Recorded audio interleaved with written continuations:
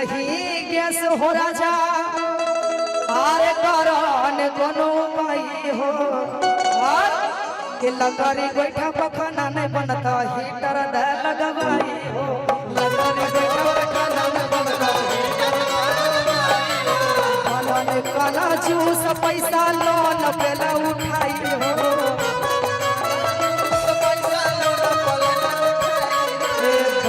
गाना जूस पैसा ब्याज पर ला उठाई हो लकड़ी गोइठा से खाना नहीं बनता हीटर लगवाई हो लकड़ी गोइठा से खाना नहीं बनता हीटर लगवाई हो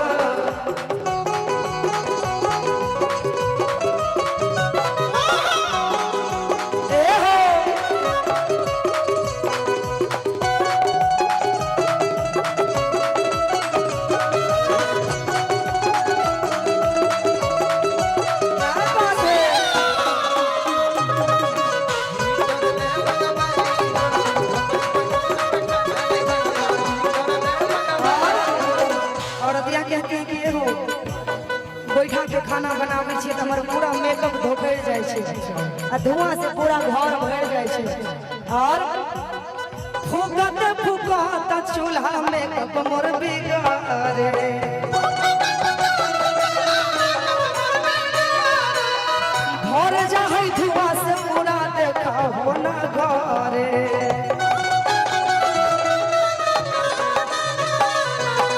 फुकत चूल्हा में कप मोर बिगाड़े घर जाए धुआं से पूरा देखा हो ना घरे मना भो नहीं बात राजा तो करवा हम लड़ाई हो मना भो नहीं बात सैया करवा लड़ाई हो लकड़ी गोइठा से खाना नहीं बनता हीटर लगवाई हो लकड़ी गोइठा से खाना नहीं बनता हीटर लगवाई हो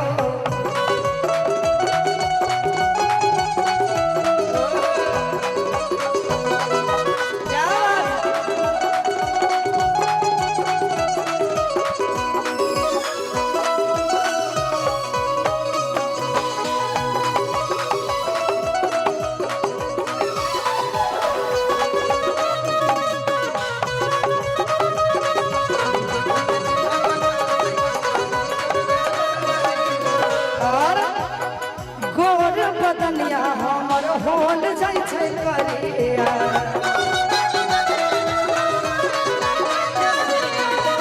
धुआं न छै तो नाही हमरा से हरिया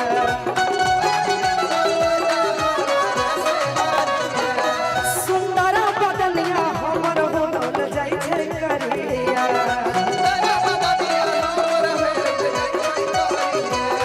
धुआं न छै तो हमरा से बर्तन और हरिया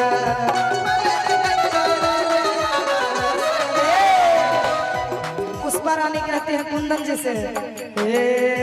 कुंदन पारा का सयाज भूखले देव सुताई हो हो निरंजन देव भूखले तोरा सुताई हो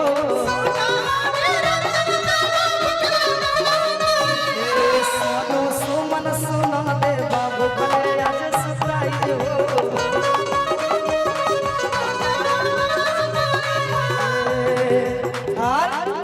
मिले नहीं गैस करे जा करो न जल्दी उपाय हो मिले नहीं गैस हो राजा करो न कोनो उपाय हो लकड़ी गोइठा से खाना नहीं बनता हीटर लगवाई हो लकड़ी गोइठा से खाना नहीं बनता लकड़ी गोइठा